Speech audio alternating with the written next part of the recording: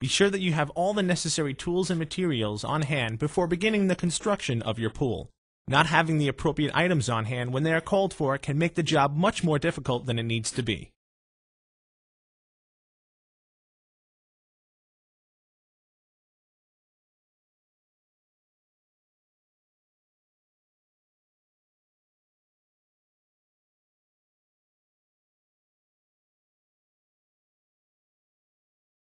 Go through the hardware packs and separate the different kinds of hardware. This will make it easier to find the necessary hardware when you need it, and to help you become more familiar with the different types of hardware you will be using in the assembly of your pool.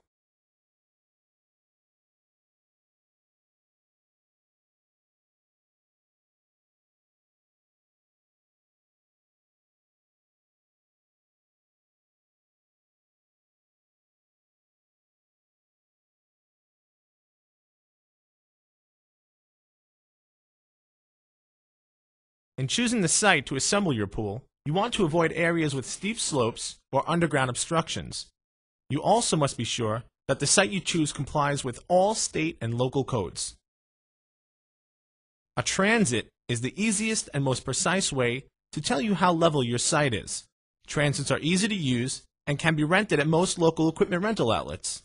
If you do not have access to a transit, a long straight board with a carpenter's level will do the job. To find the center point of your pool, it's easiest to measure off an existing object. Here, we use the fence. We measure from the fence and mark the ground where we want the outside of the pool wall to be. We then measure half of the width of the pool, or the radius of the pool, and stake the tape measure at that point. This is the center point. You now pull the tape measure to the radius measurement of your pool, plus 1 extra foot. For example, if you have a 24-foot pool, you should pull out the tape measure to 13 feet. Mark this point on the ground all the way around. This is where your pool will go. Plus, it will give you a little extra room to work. Remove all of the sod from inside the circle you just marked. The pool cannot be installed on top of any grass.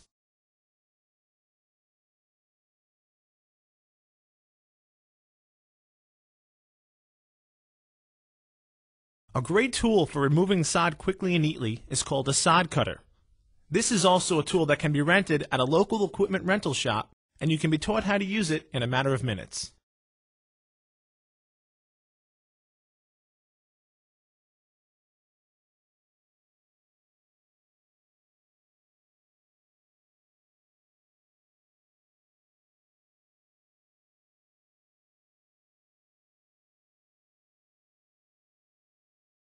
Once you've pulled up the majority of the sod, you should rake the area clean. You not only want to get the remaining sod, but also any roots, rocks, or any other debris you may come across.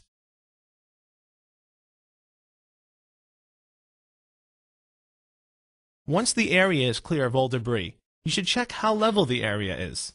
While doing this, you should determine where the high and low points of your site are.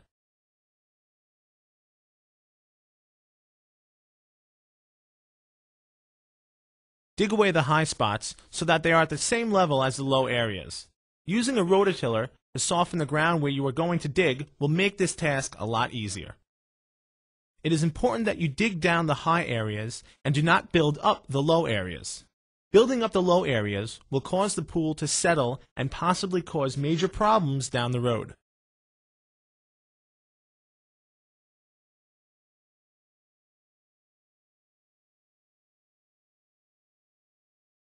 The entire area should be within 1 inch of being perfectly level before proceeding to the next step.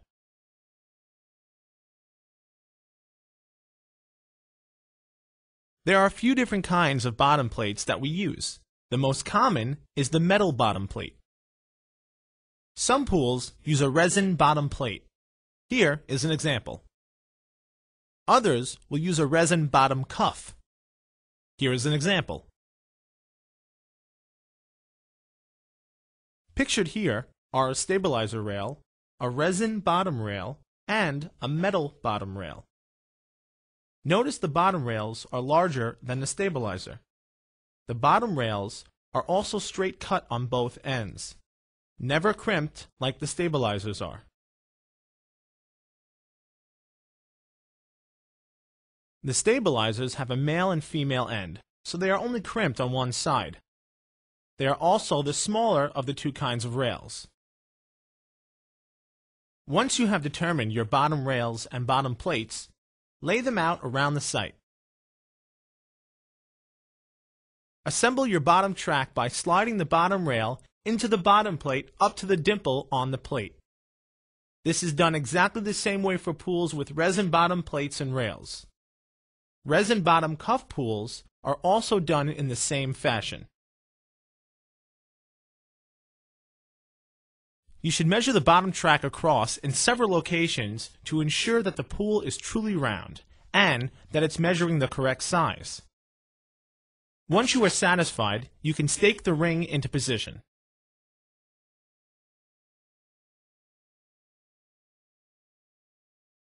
Level each of the bottom plates or cuffs. Make sure the parts are within a ½ inch of each other.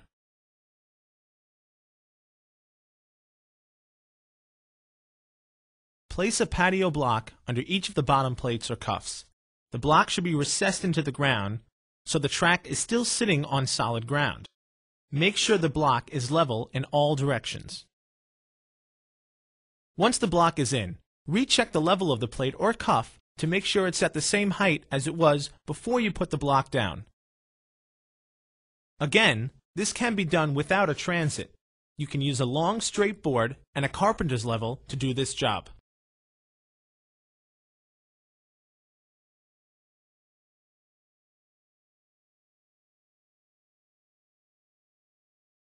You can now remove one bottom rail to cart in the sand.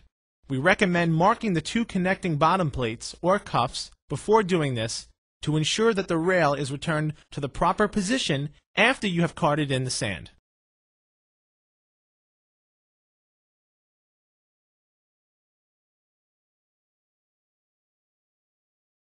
Cart the sand or pool base into the pool area.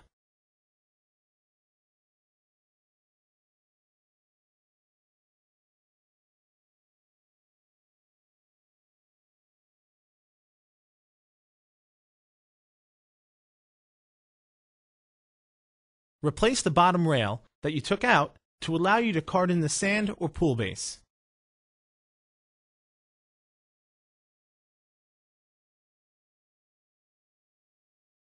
Spread the sand or pool base equally throughout the pool area.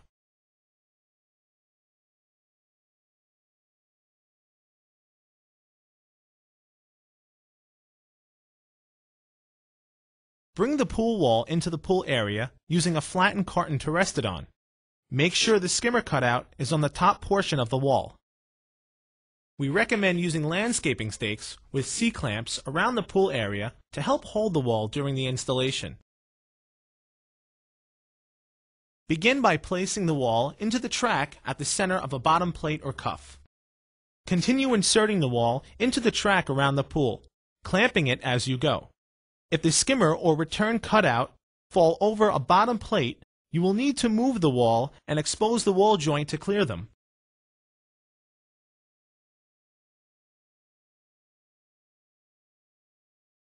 If you get to the end and the wall does not properly line up, you can pull the wall back and move the bottom rails in or out of the bottom plates to get the necessary adjustment. This should be done evenly around the pool and not just where the wall joints lie.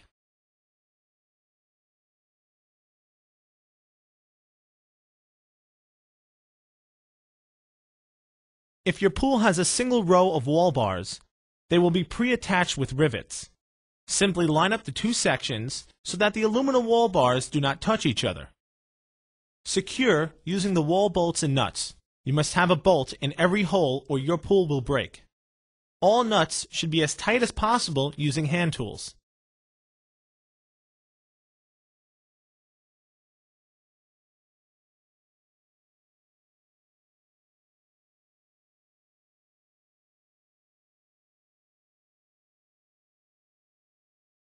Cover all of the bolt heads inside of your pool using 3 layers of duct tape to protect the liner from edges of the hardware or any burrs created by the screwdriver.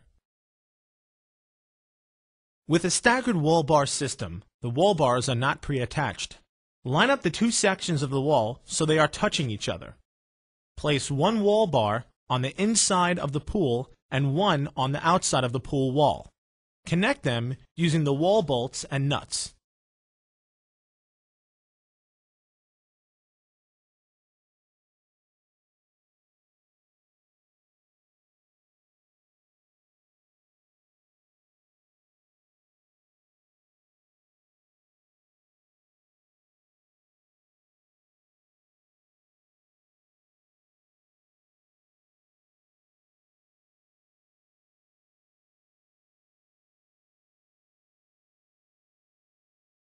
The wall bars must not touch each other or your pool will break.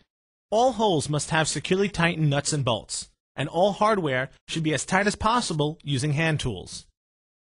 Cover all of the bolt heads inside of your pool using 3 layers of duct tape to protect the liner from edges of the hardware or any burrs created by the screwdriver.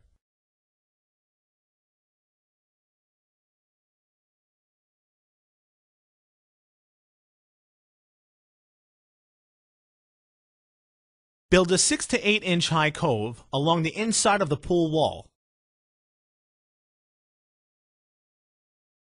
Install the upright onto the bottom plates. The top of the upright can usually be determined by an extra hole in the center or on each side for the top covers. The uprights are secured to the bottom plate using number 10 screws.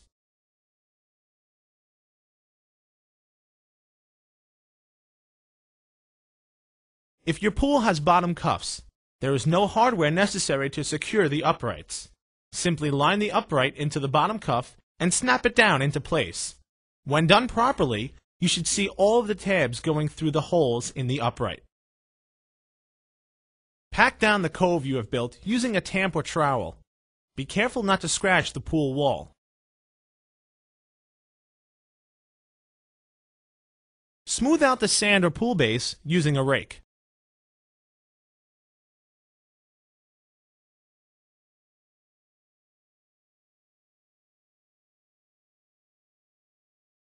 Be sure to wet the sand prior to tamping it. This will help the sand pack better.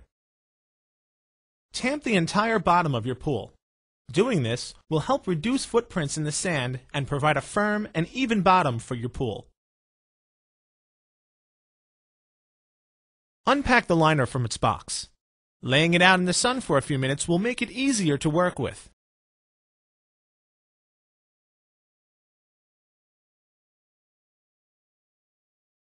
You want to re-roll the liner in a fashion that will be easy for you to work with in the pool.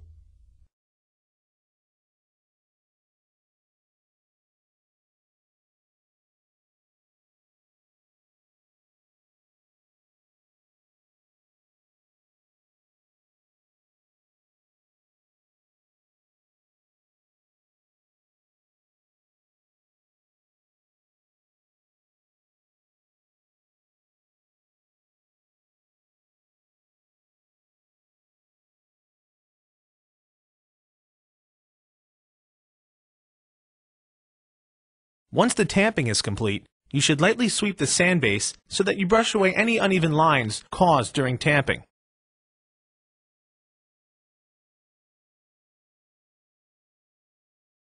Bring the liner into the pool and spread it out evenly. Do not walk on the liner with your shoes on. Please be aware that there are a few different kinds of liners that are popular in today's market.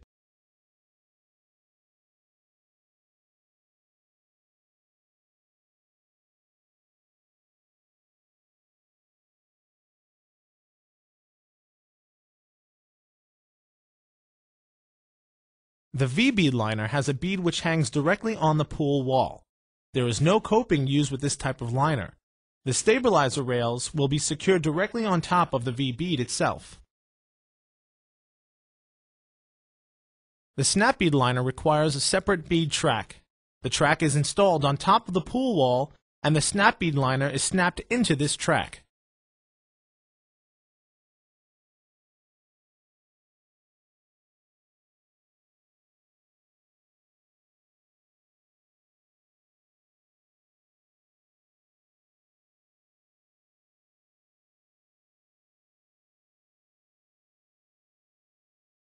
Overlap liners are hung over the pool wall and secured in place using plastic coping strips.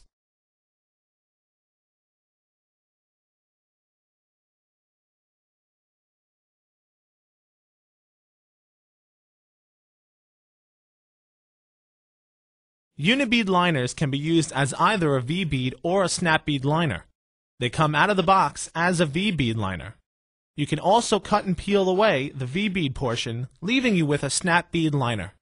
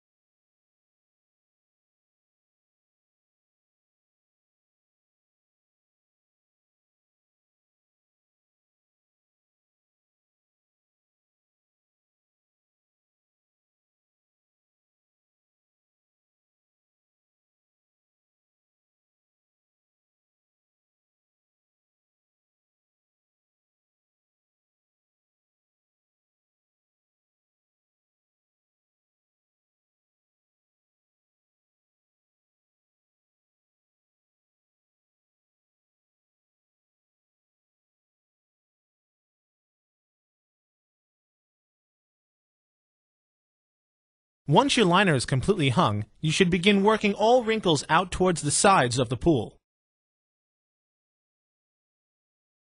Install the stabilizer rails over the top of the pool wall. These rails will telescope into each other approximately 1 inch, forming a continuous circle around the pool. Once the stabilizer rails are on, you will no longer need the landscaping stakes and C-clamps.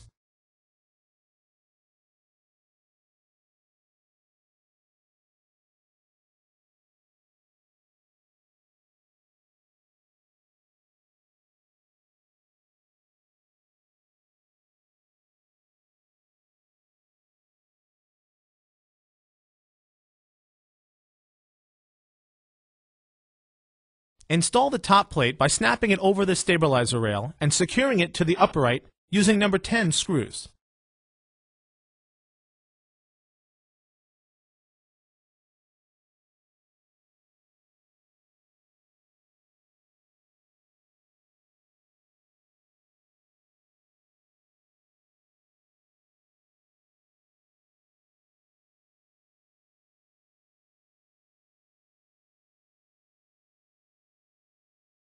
Make sure the uprights are perfectly straight up and down using a carpenter's level.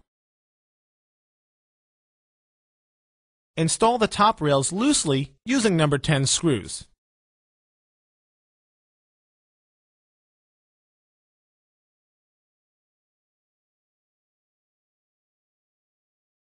Once you have all of the rails in place, you can tighten down all of the screws.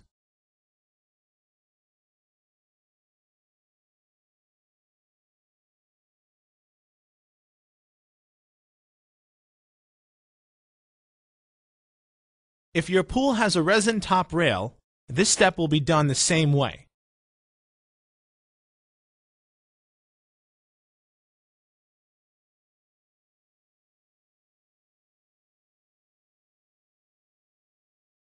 But you will use a number 10 screw that is 1 inch long and has a washer attached to it. There are many versions of top covers. Please consult the final step in your instruction booklet to ensure that you do yours correctly. Most have 2 halves, like this one. The top covers usually call for number 12 screws, but this is not always the case.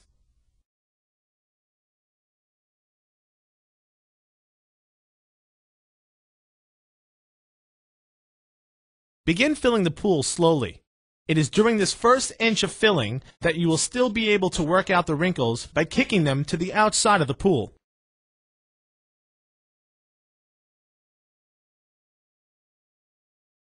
After you are satisfied with the bottom of the liner, you can fill the pool halfway.